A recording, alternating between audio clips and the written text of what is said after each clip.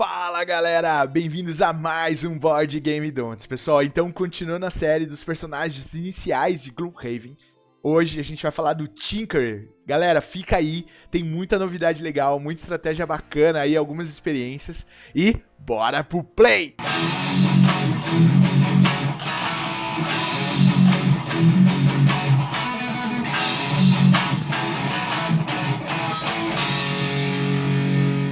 E é isso aí, galera. Pra gente manter aí a ordem do vídeo, né, dos vídeos, eu coloco todos esses tópicos aqui. Então vamos falar de destaques dos personagens, 2 destaques positivos, 2 negativos, cartas estratégicas, cadências e ações, itens básicos essenciais e principais perks. E, obviamente, no final, um don'ts aí pra alegrar a galera. Eu sempre coloco aqui na descrição, porque aí você pode ir por ponto, né? Pode ir direto no vídeo, é mais organizado e você fica mais livre pra ir e voltar a hora que você quiser, tá bom? E hoje, pessoal, temos uma novidade aí legal, mais um convidado novo. Então aí, ó, convido todos os meus amigos a entrarem nessa de gravar comigo algumas estratégias, algumas experiências aí. E hoje a gente tem o Polé, que vai gravar com a gente aí mais sobre o Tinker. Fala, Polé! E aí, cara, tudo bem? Obrigado por ter aceitado aí fazer o vídeo no Board Game Don'ts com a gente aqui, pra falar do Tinker, da hora. E aí, Polé, tudo bem aí? Tudo bem, cara. Obrigado também pelo convite aí. Jogar esse jogo é muito bom, falar sobre ele também vai ser muito bom, cara. Boa. É isso aí, galera. Então, bora pro jogo. Bora pro Tabletop Simulator aqui. Tinker. É isso aí, pessoal. Pra mim, um dos personagens mais legais e talvez o melhor personagem de início aí dos iniciais, né, do Gloomhaven. Por conta de toda a habilidade. Obviamente, o Polé vai falar um pouquinho agora, então, dos stacks do Tinkers. A gente vai falar 2 e 2, como de costume. E aí, Polé, o que você tem pra falar pra gente aí?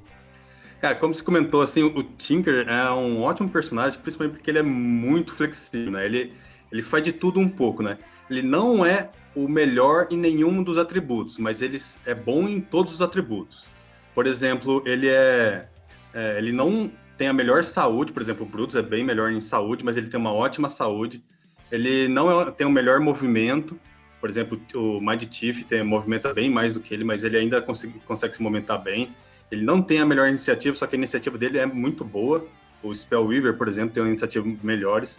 O loot dele também não é o melhor. E também o ganho de experiência, por exemplo, o Spellweaver também ganha muito mais experiência que ele. Só que ele também ganha bastante experiência. Ou seja, ele é bom em tudo, só que não é o melhor. Então, tudo isso torna o Tinker um personagem muito flexível e preparado para várias situações, né? Que você pode jogar com diversas formas diferentes dele. Por exemplo, se você precisar tancar um pouco dano, por causa que, por exemplo, o Brutus tá tendo um long rest, ou porque a parte está em dificuldade e já tem bastante dano. Então, o Tinker consegue ir para frente, colocar umas cartas de shield para conseguir tancar em alguns turnos os danos. Também é um ótimo suporte para dar debuffs nos monstros, também para ajudar com buffs na party, ou a própria cura na party. Ele também tem que mostra a flexibilidade, ele é controle dos inimigos, né?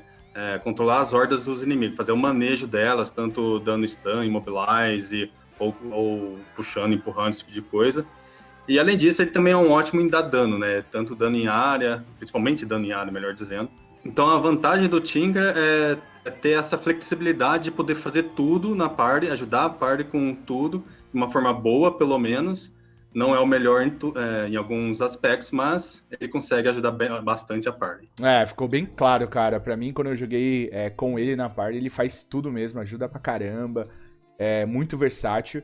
E além disso, uma coisa que eu falo muito, assim, Spellweaver tem 8 de estamina e o Tinker ele tem 12. Isso é Cara, muito bom. 12 de estamina, é bizarro, dá muitas possibilidades. Então, assim, obviamente ele não recupera as cartas, ele até recupera as cartas, tem 2 poderes lá de recuperar a carta do Lost e até recuperar a carta do coisa, então ele é bem equilibrado até nisso, né, que a gente nem falou disso ainda. Mas, cara, a estamina dele é realmente animal, um puta personagem. E aí, Poli, e agora, os negativos? Então, os negativos.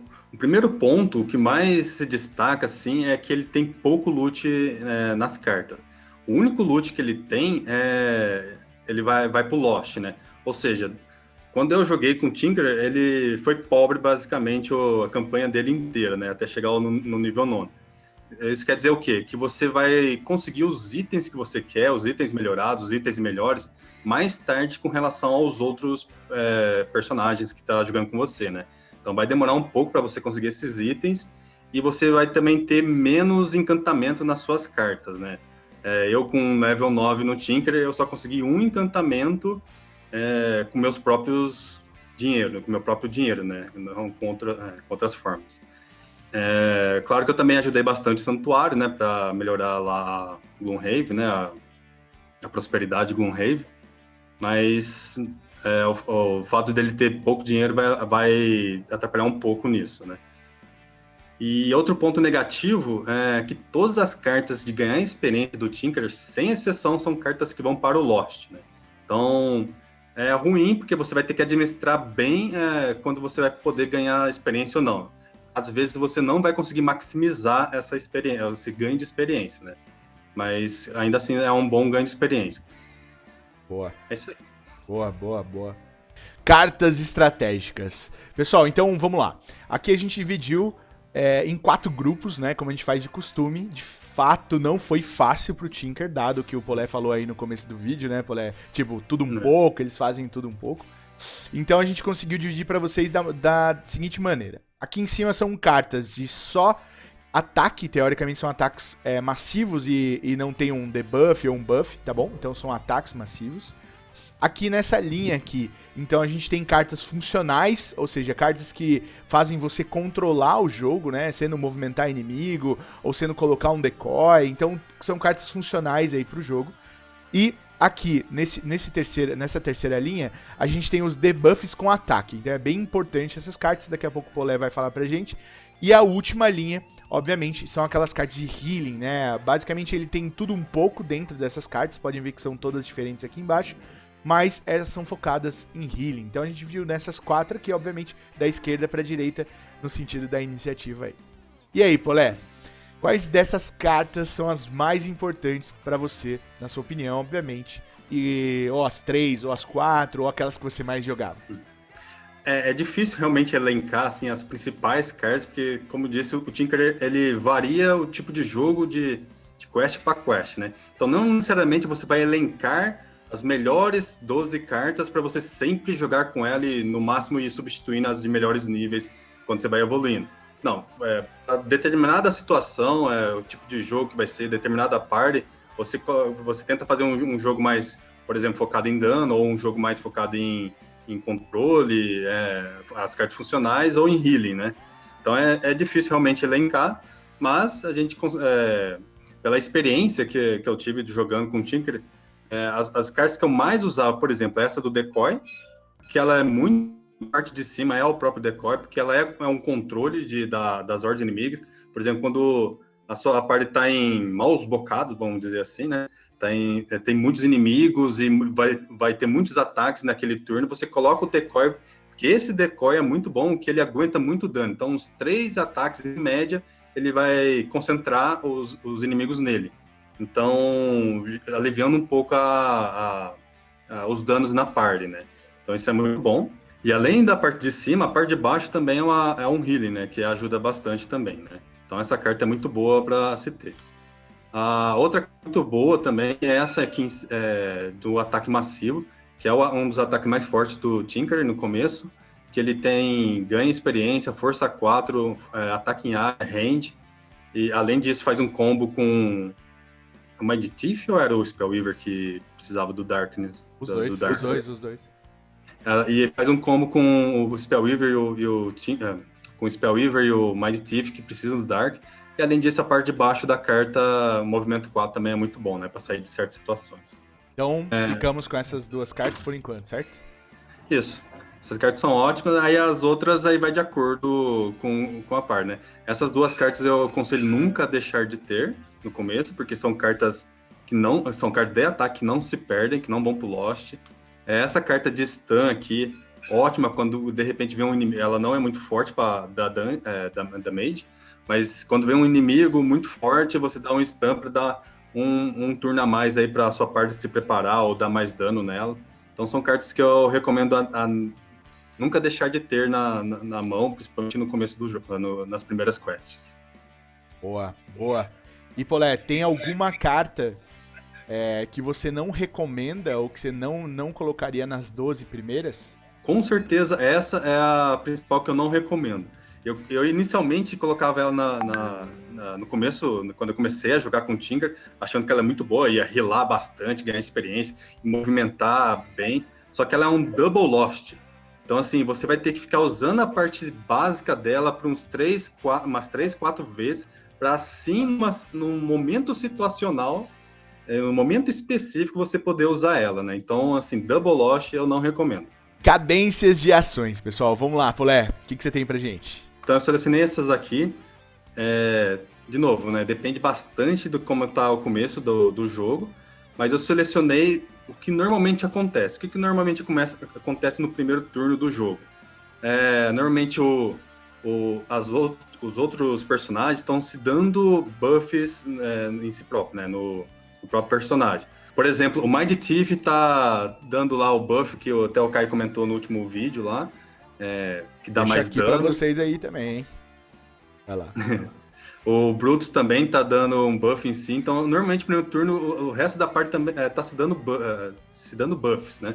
Então eu normalmente uso essa primeira carta para dar shield, porque normalmente eu já estou em volta de todos os aliados, e como o primeiro turno praticamente a gente não vai fazer nada, os atacantes, né, os monstros vão atacar a party normalmente, né, principalmente os que têm range. Boa. Então dar um shield aí é legal, e quando os monstros estiverem mais perto, usar um range 3 aqui, que normalmente consegue alcançar, dar um ataque aí, já dá poison em algum monstro, né? E normalmente no segundo turno, que é o turno que o resto da party vai começar a atacar efetivamente. Então, com uma iniciativa baixa do Tinker, ou seja, ele vai ser um dos primeiros, eu uso essa carta aqui para dar mais um de ataque a todos os ataques dos meus aliados em volta, e ajudar também a dar um stun em algum monstro que estiver por perto, que estiver incomodando aí, principalmente o Brutus, o Tanker, algum Tanker que estiver por perto. Não, agora você falando isso, Polé, só te interrompendo aí. Agora você falando isso me lembra muito no jogo, cara, quando você realmente dava poison. E até fazendo um mini spoiler aqui, tem um personagem que depois vocês acham, obviamente, que essa ajuda bastante, né? Essa magia aqui de terra ajuda bastante. E esse stun também ajudava muito a party inteira, então bem legal, cara. O Brutus também comba bastante com o stun, né? Que ele também dá mais dano em quem tá com stun. Também é um spoiler aí. Boa. Em cartas mais pra frente. Aí no terceiro turno, normalmente eu usava essa de movimentação 4, ou seja, eu chegava, eu ajo tarde, chego perto dos inimigos, dou mais 2 ataques neles, mas isso é apenas uma ação normal para se preparar para o próximo turno. Porque eu com o movimento 4, chegando perto dos monstros, no próximo turno eu posso usar essa de movimentação que já imobiliza os monstros. Isso ajuda bastante a party. E normalmente, já no quinto turno, 1, 2, 3. E normalmente no quarto turno, alguém já tá precisando aí de healing. Se tiver alguém precisando de healing, a gente já coloca aqui. É claro que isso varia bastante, mas é uma boa sugestão aí para um início aí de cadência de turnos. Aí. Boa, bem legal, cara. E você vê que nenhuma das cartas que eu utilizei aqui em 4 turnos, 8 cartas, eu não queimei nenhuma. E mesmo assim ajudei bastante a nossa parte. Itens básicos e especiais, pessoal. E aí, Polé, quais são os itens básicos que você recomenda para quem jogar com Tinker aí começar, pelo menos, buscando compras aí da cidade? Bem, o item essencial são os óculos. O Eagle Eye Google. É isso? Google. Fala óculos, tá bom. Então, o essencial são os óculos, né? Porque ele vai dar vantagem aos seus ataques. Como o Tinker dá muitos ataques em áreas ou ataques duplos, range de forma dupla, é interessante sempre ter a vantagem, né? Principalmente você melhorando lá seu deck de modificador de ataque, isso aqui fica com uma ótima carta inicial para você ter sempre com o Tinker. A outra carta principal também, né? É a de stamina, de recuperar as suas cartas do descarte, né?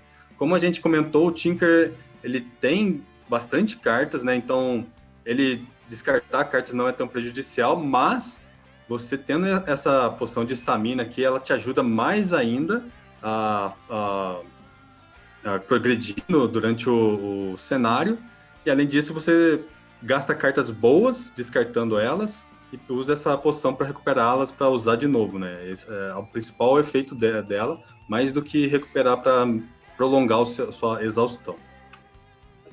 E quando você tiver dinheiro, depois de vários cenários, quando você juntar mais 30 aí de dinheiro, você comprar esse arco, porque normalmente depois de algumas quests, não as iniciais, mas depois de algumas quests, começa a aparecer muitos inimigos com shield, né?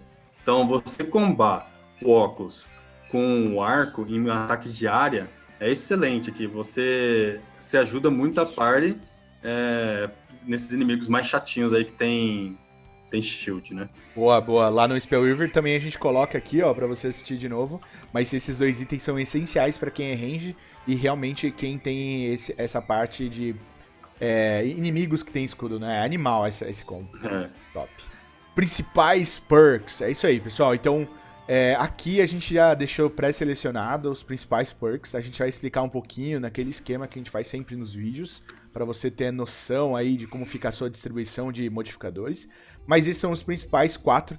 E aí, Polé, o que você diria pra gente aqui? Quando a gente olha, obviamente, para a distribuição inicial, ela é igual a todas as outras, mas tem essas modificações. Não tem como, né? As primeiras tem que ser essa de remover 2 cartas -1. Você melhorar o seu deck para você não ficar dependendo de sorte. Você removendo isso, você elimina praticamente toda a sorte. Você vai depender muito mais da sua estratégia do que de sorte. E depois de remover essas 2 cartas -1, ou seja, 4 cartas -1, você remove a -2 e substitui por uma 0. Isso melhora bastante a distribuição, como você já comentou em vários outros vídeos. Pronto, a partir daqui você só melhora o seu baralho. A partir daqui você não está dependendo praticamente de sorte alguma. É lógico que ainda tem o miss e o -1, mas, né, isso normalmente é bem baixa a probabilidade de sair elas, né? Boa. Aí, então, como eu disse, na sequência, é você melhorar sua carta. A próxima que a gente colocou aqui é adicionar 2 +1. Isso faz sua distribuição melhorar ainda mais. Acho que uma coisa legal de falar, enquanto você pega as cartas aí, Polé, eu queria lembrar como aquele Mind Thief é roubado, pessoal. Mind Thief é roubado, pessoal. Porque ele tirava 4 zeros. Polé, ele tirava os 4 zeros daqui, cara. Então ficava muito roubado. Mas fala aí. No caso do Tinker, ele não tem essa daí, não. A última das iniciais é adicionar esses 2 +1. Pronto. Então, praticamente toda a carta que você vai tirar, metade delas vai ser positivas. A outra metade praticamente vai ser nulas. Então, você vai dar um ataque em área e vai tirar 3 cartas. Provavelmente vai vir um +1, ou 2 +1. Aí, a partir daqui, é você melhorar o seu baralho com a questão do controle das cartas funcionais, que é adicionar o Wound ou adicionar o Immobilize. Tem cartas de Muddle também, que são muito boas. E por final, talvez um Healing. Normalmente, Healing você já não vai estar usando tanto assim, mas sempre quando sair é bom, né? Se você precisar. Mas essa Healing é uma das últimas que eu peguei, porque realmente depende se você tiver ruim no cenário. E agora chegou o momento para os Don'ts. E aí, Polé, o que temos hoje como um Don't aí do Tinker? Olha, essas 2 cartas aqui para mim são Don'ts. São cartas de criar traps, né? Criar armadilhas, né? Elas parecem boas, principalmente no começo, nas primeiras partidas, que, por exemplo, dá 6 de dano muito alto. Normalmente, nas primeiras partidas, nem o próprio Brutus, né? Que é um cara que dá muito dano, não consegue dar 6 de dano. Então, realmente, ela parece ser muito boa. Só que, por experiência nossa, da nossa parte, fazendo as quests, a gente viu que elas prejudicaram a gente em certos momentos. Por exemplo, uma vez que eu abri uma porta, né, para uma nova sala, implantei a armadilha na porta, ou seja, o monstro vai ter que passar por cima da armadilha, né? Ô, louco, 6 de dano garantido, né? Então, beleza, o pessoal todo se preparou no turno seguinte pro monstro chegar na porta, levar o dano e depois começar a atacar, né? Só que no turno seguinte, os monstros não andaram. Então, todos da party perdeu um turno porque não conseguiam ter range suficiente para atacar, não conseguiam andar, porque senão passariam pela armadilha, né? E normalmente nas primeiras partidas você não tem o jump, né? A bota que dá um jump. Ou não tem a carta já específica para dar o jump ali naquele turno. Então, todos da parte perderam um turno, né? Isso prejudicou bastante a gente. Então, assim, essas duas cartas de armadilha são muito situacionais. E se você colocar meio que, entre aspas, aleatoriamente, ou seja, não na porta, ou num caminho que não obrigatoriamente vai passar o monstro ali, ela acaba se tornando inútil, né? Porque o monstro não vai passar ali e não vai sofrer dano. Mas tem cartas que eu posso empurrar o monstro para lá. Beleza, tá gastando duas cartas para dar um dano nesse. Tá gastando a carta de armadilha, depois tem que gastar uma carta de empurrar, ou você ou um aliado, para empurrar um monstro lá. Acaba não sendo tão efetivo de que, por exemplo, colocar duas cartas de ataque normais. Colocar por exemplo, cartas que o Tinker tem de dar 4 de dano e o Brutus dá outro dano. Então, assim, essas cartas não compensam muito, chegou até a atrapalhar a nossa parte. Lógico que em raros momentos situacionais elas são boas, mas não é bom focar nelas não, em cartas de armadilhas. Boa. Pelo menos é a minha experiência disso. Um outro Don'ts é recuperar cartas de aliados, né? Tem essa daqui de recuperar Lost Card e essa daqui de recuperar Discard Card. Elas parecem boas e realmente são boas em situações importantes, quando sua parte está exaurindo, ou se tem uma carta muito boa que alguém da par precisa recuperar para dar um bush aí na quest. Só que o melhor é tanto você quanto sua party planejar, bolar toda a sua estratégia para não depender desse tipo de carta, né? Quanto menos você depender desse tipo de carta, melhor. É melhor você focar em dano para reduzir o número de turnos que você vai ter que fazer, porque você vai estar matando monstro antes, do que depender de cartas dessa do Tinker. Um aliado depender dessa carta do Tinker não é interessante, porque o Tinker acaba perdendo um pouco o turno dele, principalmente essa que vai pro Lost, para ajudar um outro aliado a ter um pouco de sobrevida, né? Então fica elas por elas e você acaba não tá progredindo em matar monstros ou conseguir a quest o objetivo da muito, quest. muito claro, cara. Faz todo sentido. É muito, muito, muito raro, bem, bem, bem situacional usar. Então, um don't realmente aí que eu concordo com o Polé, que você não deve fazer muito ou fazer quase nada. Show de bola. A gente joga no Very Hard e somente uma quest, 3 da nossa parte exauriu e só um conseguiu finalizar realmente a quest, né? A gente acabou ainda vencendo a quest. Então, assim, foi muito raro uma situação que talvez essas poderiam ser úteis. Então, não recomendamos mesmo essa. E principalmente essa que é um combo, né, dos dois don'ts, né, da armadilha com o de recuperar a carta, né? Tem um don'tzinho, aquela última linha de cartas que a gente colocou de healing, que eram umas 4 ou 5 cartas. O don'tzinho é começar, durante quando você vai evoluindo de level e substituir cartas, você começar a deixar de ter elas, começar a jogar elas para fora. Porque você acaba não usando muito o healing, principalmente de 2 motivos. Um, porque todos da party tem pelo menos uma carta para se healar. E também, o que normalmente a gente joga é que cada um tenha uma poção de cura. Então, cada um tem 2 cartas, né, um item e uma carta, que ajudam a se curar. Então, você acaba usando menos as cartas de healar. Então, quando você evoluir, tiver que substituir uma carta, tenta tirar essas cartas de healing, porque você vai normalmente acabar usando menos ao longo da sua evolução aí do Tinker. E é isso então, pessoal. Então, pessoal, muito obrigado aí para quem assistiu até o final. Não esquece de curtir aí o canal, seguir, compartilhar com os amigos, ativar o sininho para os próximos vídeos. E, Polé, cara, muito obrigado. De novo, cara, participa mais, vamos trazer mais conteúdo pra galera aí, principalmente de estratégia. Obrigadão mesmo aí, cara. Legal, foi muito legal falar do Tinker, que é um personagem que realmente eu gosto muito, porque eu vivi ele, né, durante várias e várias aventuras, né? Isso é legal.